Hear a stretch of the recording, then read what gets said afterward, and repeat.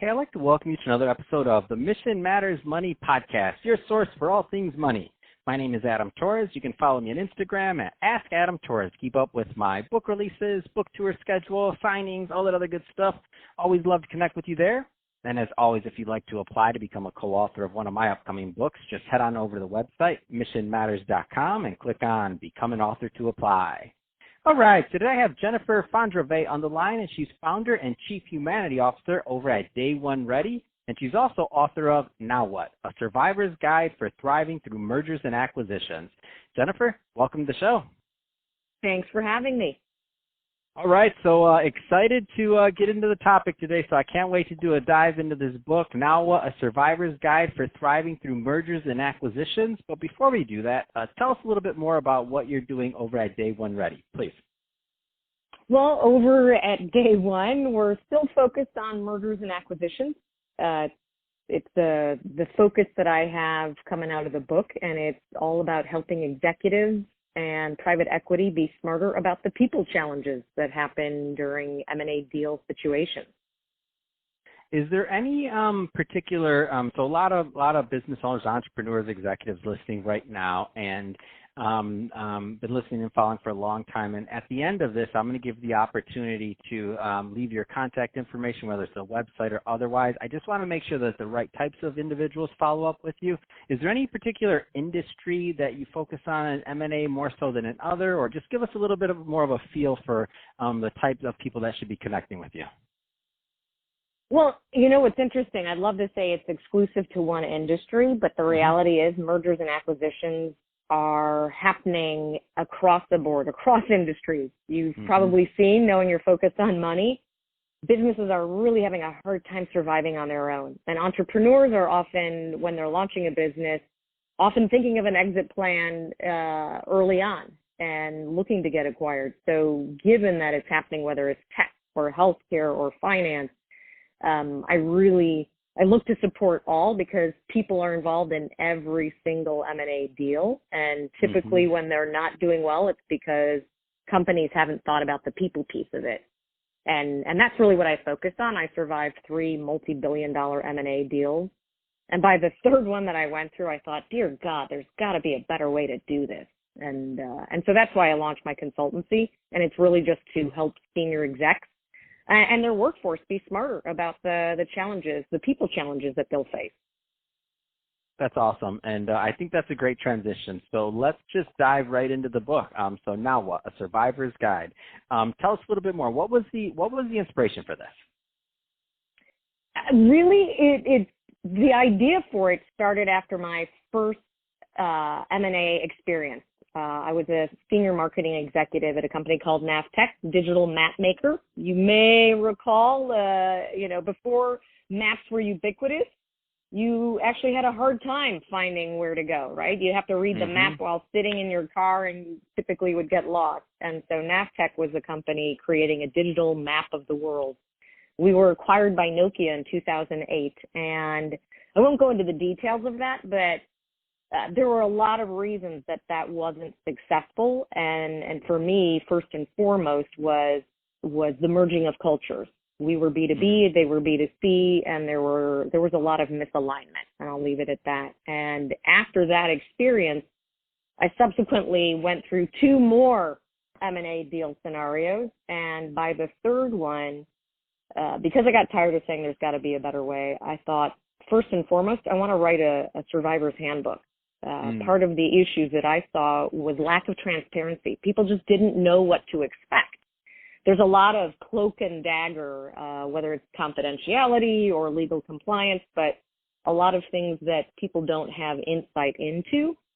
And I felt that if I could write a book that just said, here's what's going to happen. You're going to go through stages of grief. You got to get from denial to acceptance. People around you, people you thought you knew, are going to change. And frankly, fear doesn't bring out the best version of people. So you have to be prepared for that. And then lastly, I've focused on, now that you know that you're going to have these stages, that people will change, you got to take ownership of your career. You have to be smart about what your value is and where you can contribute it. And the main reason really for writing that book is because I saw in all 3 scenarios, good people lose their way.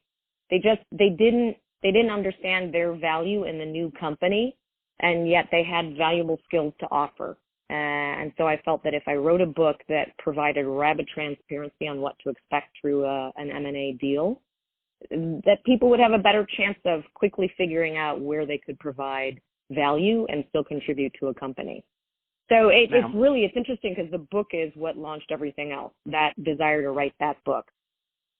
Wow, what a great concept, and just to recap for the listeners, so the way the book is laid out, which I think is amazing, and I just like the way it flows. So Section 1, why mergers and acquisitions occur, the people consequences. Section 2, the M&A stages of grief. Section 3, the post-M&A cast of characters, and then Section 4, now what? So we're not going to have time to go into all of these sections, obviously, based on the length of these episodes. And by the way, for the listeners, if we did have time, we still wouldn't. Why? Because I want you to go buy this book. That's what we do here. We sell books. It's really easy to find on Amazon, and I'm sure many other places. So definitely go check this out. Especially if you're going through this situation right now. I mean, I can't see why anybody wouldn't buy this. But I do want to highlight one or two things. So. First off, market forces that drive M&A. So I don't think if you're at the top level, if you're an owner of the company, if you're at, these other areas, then maybe you understand why what's happening is happening. But can you go into this a little bit more for the rest of us? Well, and it's interesting because I think there's a preconceived notion that M&A is just for the big companies, the multinationals. But frankly, the last 5, possibly 10 years have really been middle market companies in the 10 million to 1 billion revenue scope. And so it can happen to anyone. And so I emphasize in the book, you can kind of pick up on cues, but really technology is driving a lot of the reasons that companies are struggling to survive. So whether it's the technology aspect, scale, needing to grow bigger and faster, you've tapped out on your current market, and there's no growth unless you merge or are acquired or acquire another company. And then globalization, the fact that it's not just geography, within your country, but there are global, even in the middle market, there are more and more companies who need to pair up with other companies so they can provide a portfolio of products or solutions or services to their end customer. And because of the technology aspect accelerating so much of what consumers expect from a product, service, or solution, you just see that playing out time and again.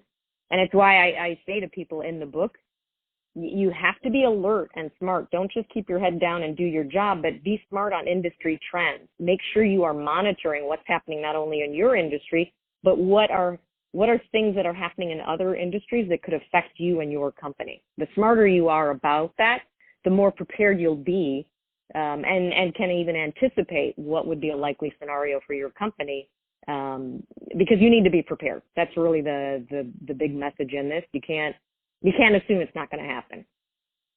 That's awesome. I love it. So Jennifer, that being said, I can talk to you about this all day long, and I know we barely scratched the surface on the book, but we're about out of time. So that being said, if somebody's listening to this right now and they want more information on either Day One Ready and how to connect with you and your team, or to learn more about the book, Now What, A Survivor's Guide for Thriving Through Mergers and Acquisitions, I mean, what's the best way for them to connect?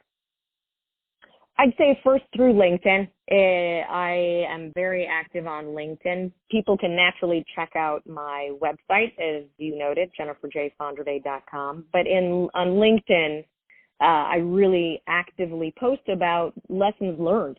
And it's become amazingly relevant right now because of so much uncertainty. There's a lot of uncertainty in M&A, so I've been posting a lot about how do you lead people through uncertain times.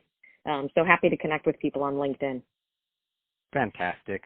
Well, Jennifer, really appreciate you coming on the show today to talk more about your book and what's going on in M&A. And congrats again on launching the book. I think it's an amazing work, and I know it's going to help a lot of people. And to the audience, as always, thank you for tuning in.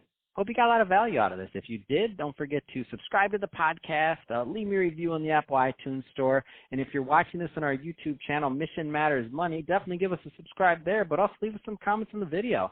I'd love to know what kind of projects and things that you're working on. And Jennifer, thanks again for coming on the show. Thank you again. Bye-bye.